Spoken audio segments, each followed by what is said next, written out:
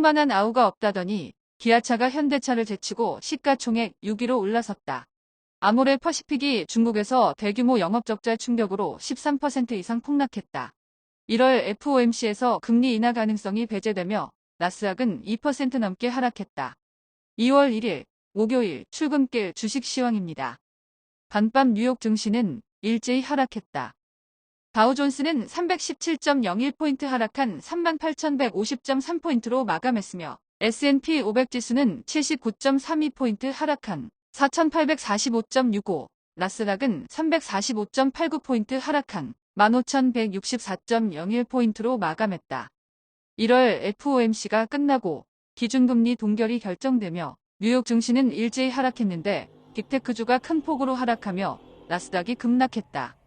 광고 수익 부진으로 전일 시간외에서 급락했던 구글은 7% 넘게 급락하면서 시가총액 1억 달러 이하로 떨어지며 페이스북에 밀려 나스닥 시총 6위로 떨어졌고 마이크로소프트도 3% 가까이 하락하며 시가총액 3조 달러 밑으로 떨어졌다. 실적 쇼크로 AMD가 이틀 연속 급락하고 엔비디아도 2% 가까이 하락하면서 필라델피아 반도체 지수는 큰 폭으로 하락했는데 퀄컴은 스마트폰 칩 증가에 힘입어 2%가량 상승했다. 테슬라는 일론 머스크의 급여 패키지 무효화 판결로 오너 리스크가 커지며 2% 이상 하락하고 리비안과 루시드도 동반 하락한 가운데 니콜라만 소폭 상승했다. 금리 인하 기대감이 사라지면서 대형은행주들도 일제히 하락했는데 뱅크 오브 아메리카, 웰스파고, 시티뱅크가 큰 폭으로 하락했다. 10년 만기 국채 수익률은 3.972%로 급락하며 1월 12일 이후 다시 3%대로 떨어졌고 2년 만기 국채 수익률도 4.209%로 급락했다. 원달러 환율은 1332원으로 소폭 상승했고 서부 텍사스 중진류는 중국의 제조업 지수가 4개월 연속 침체하자 배럴당 75.85달러로 급락했다. 기준금리가 동결되자 비트코인은 42,000달러대 중반으로 하락했고 이더리움은 2,200달러 후반대로 급락했다. 전일 국내 증시는 일제히 하락했다.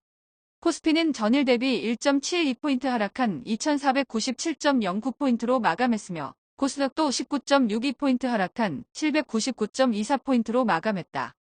코스피 시총 1, 2위, 코스닥 시총 1, 2위가 일제히 하락하며 국내 증시는 동반 하락했는데 코스닥은 지난 월요일 이후 다시 2% 이상 급락하며 800선이 붕괴됐다. 코스피는 외국인이 나홀로 순매수한 가운데 약보합으로 마감했는데 삼성전자가 4분기 부진한 실적을 보이고 전일 AMD의 폭락 등이 겹치며 반도체주가 일제히 하락했고 네이버와 카카오가 구글의 광고 실적 저조의 영향으로 급락한 반면 기아차는 최근 5거래일 동안 3번이나 5% 넘게 급등하면서 시가총액 41조 3천억을 돌파하며 현대차를 제치고 코스피 시가총액 6위로 올라섰는데 현대차도 2% 이상 상승세를 보이며 코스피 하락을 방어했고 삼성물산은 양호한 실적과 1조 원 규모의 자사주를 소각한다는 소식에 6% 넘게 급등했다. 코스닥은 기관과 외국인의 매도세에 800포인트가 무너졌는데 에코프로와 에코프로비엠이 나란히 급락하고 전일 급등세를 보였던 HLB와 알테오젠도 큰 폭으로 하락, 시가총액 상위 종목 전부가 급락세를 보이며 지수도 2% 넘게 급락했다.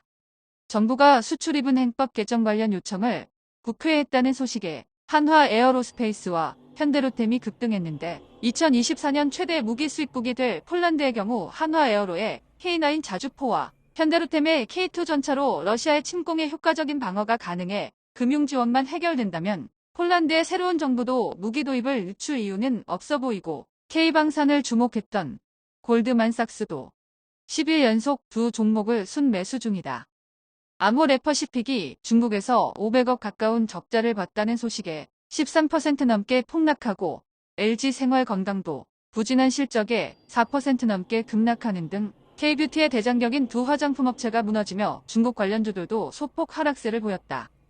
엔터주도 일제히 하락세를 보였는데 SM은 75,000원대로 떨어지며 신저가를 경신했고 JYP도 장중 75,000원을, 하이브는 장중 20만원 선을 위협받은 가운데 휴그엔터는 보합으로 마감했는데 기관이 9일 연속 순매수에 나서고 있다.